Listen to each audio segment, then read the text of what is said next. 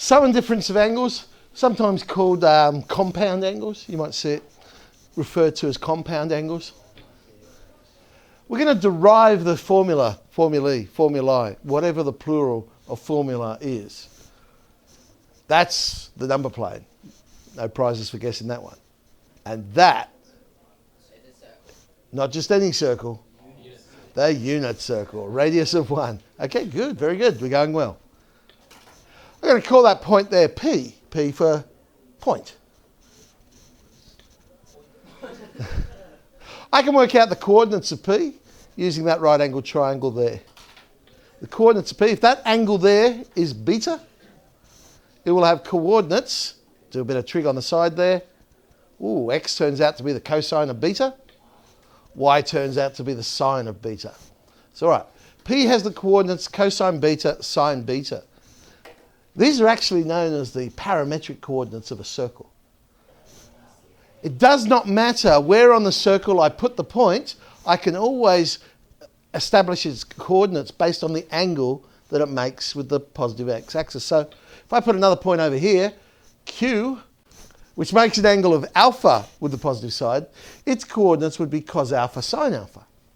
But you might be looking at that and thinking, well, hang on, surely the x value has to be negative. But alpha is obtuse. So when you actually work out cos alpha, yes, it would be a negative number. So there's the coordinates of P and Q. I'm now going to work out the distance between P and Q. Okay, first of all, I'm going to do it by trig.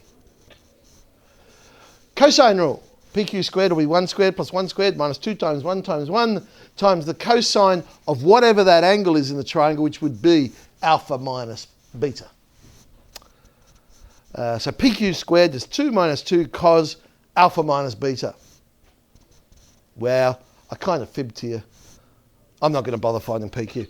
All right, now I'm going to do it by coordinate geometry. It's actually PQ squared I'm interested in, not PQ. Coordinate geometry, distance formula. PQ squared, so I've got rid of the square root sign there. I could work that out by going cos alpha minus cos beta, so the difference in the x value squared, plus the difference in the y value squared. Expanding that out. Cos squared alpha minus 2 cos alpha cos beta plus cos squared beta plus sine squared alpha minus 2 sine alpha sine beta plus sine squared. But those observant amongst you will notice something. We have cos squared plus sine squared, which of course is equal to. So cos squared alpha plus sine squared alpha, cos squared beta plus sine squared beta. So what we really got is 2 minus 2 cos alpha cos beta minus 2 sine alpha sine beta. But they're both equal to PQ squared. Therefore, they must be equal. Okay.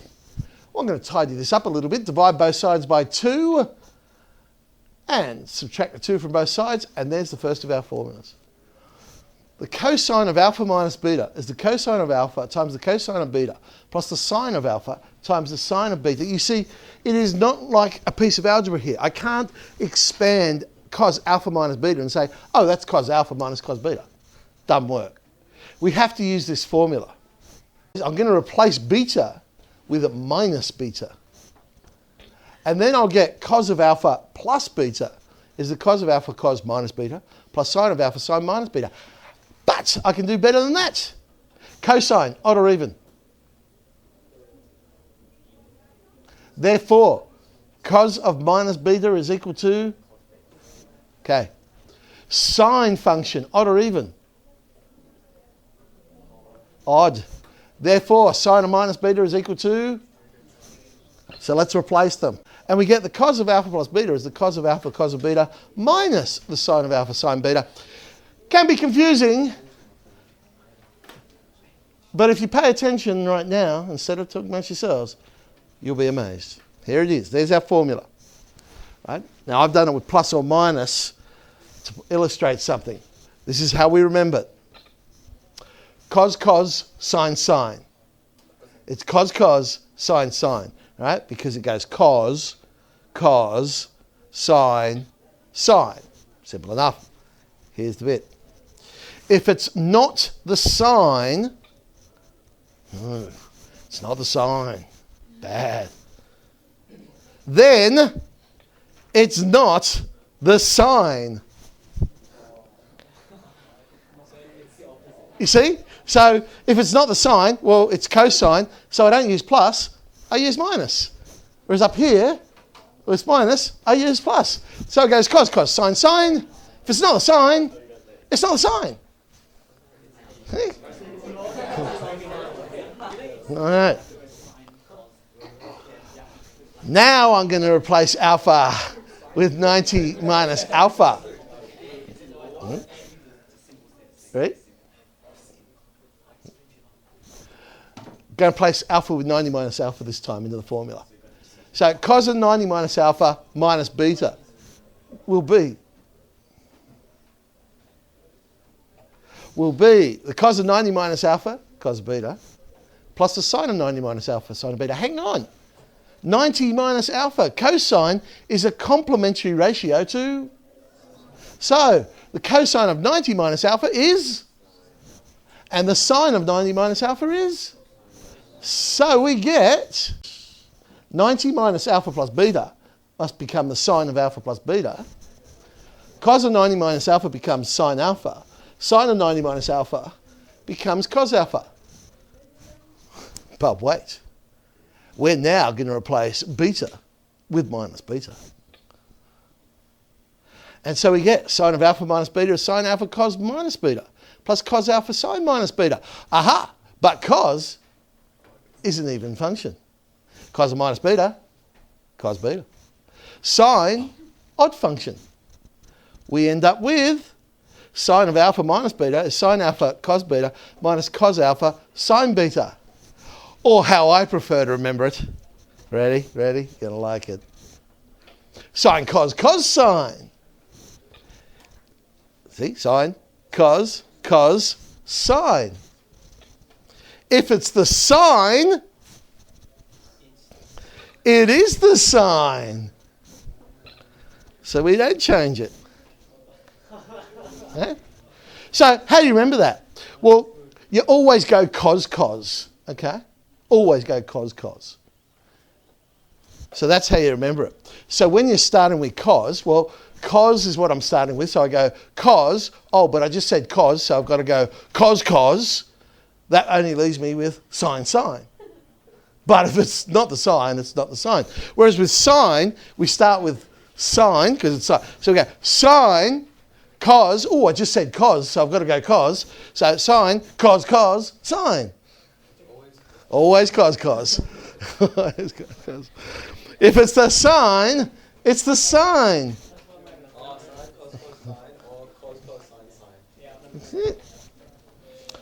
Well, let's have a look at tan. Okay, tan, of course, we could rewrite as sine on cos. Now, ready? On the top is sine, but sine is, of course, sine, cos, cos, sine. If it's the sine, it's the sine. On the bottom of the fraction, we start with cos, but we always go cos, cos. So cos, cos, sine, sine. If it's not the sine, it's not the sine. We can do better than that. I'm going to divide everything by cos, cos. But have a look at these fractions. Have a look at these fractions. Cos betas cancel. I just get sine on cos. Sine on cos is? Cos alphas cancel. I get sine on cos. Sine on cos is? Look, cos cos over cos cos equals sine on cos, sine on cos. Tan plus tan on 1 minus tan tan. So are you recording this? Oh yeah. All right, hang on. Now we replace beta with minus beta. So we get tan alpha plus tan minus beta. 1 minus tan alpha tan minus beta. Tan, odd or even? Odd. So tan of minus beta, minus tan beta. So replace that. And we end up with tan minus tan on 1 plus tan tan. So, here it is. Tan plus tan, see, tan plus tan on 1 minus tan tan. So I just remember that for the plus, and then for the minus we just swap the signs around. You see? Okay, to summarise, sine. Sine, cos, cos, sine. If it's the sine, it's the sine. Cos. Cos, cos, sine, sine. If it's not the sine, it's not the sine. Tan. Tan plus tan on 1 minus tan tan. All right, let's use it. Cos of 2 alpha minus 3 beta. Now come on, I know you want to. All together now.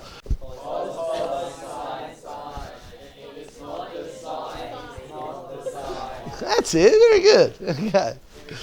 So, now, so there it is.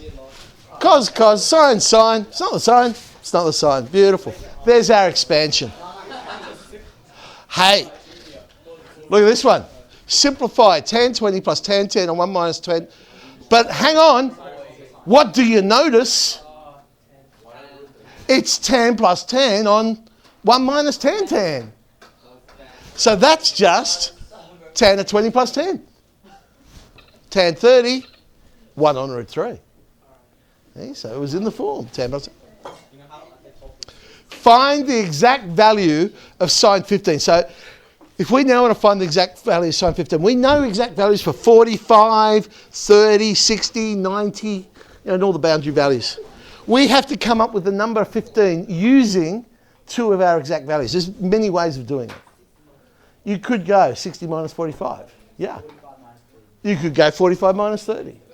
It doesn't matter. You're exactly right. Does not matter. Which way did I go? I've said 45 minus 30. It's sine, which of course means I use the formula. Sine, cos, sine. If it's not sine, it's sine. Very good. So, there it is. Sine, cos, cos, sine. They're all exact values that we know, so we can sub in, and we get 1 on root 2 times root 3 on 2, and so on. And there it is. There's our exact value. We know that sine alpha is 2/3. We know cos beta is 1/4. We're going to find the sine of alpha plus beta without actually finding alpha and beta. Sine alpha is 2/3. Bit of Pythagoras. Root 5 is the other side. There's beta. They're not in the same triangle, okay? That's the first mistake sometimes people make. They are totally different triangles we're talking about here. So 1/4, other side root 15. So now I just have to use, there we go. And we just substitute in, reading off our triangles. Sine, cos, cos, sine. If it's the sine, it's the sine. Ta-da! Okay, 14D gets to play with those ones.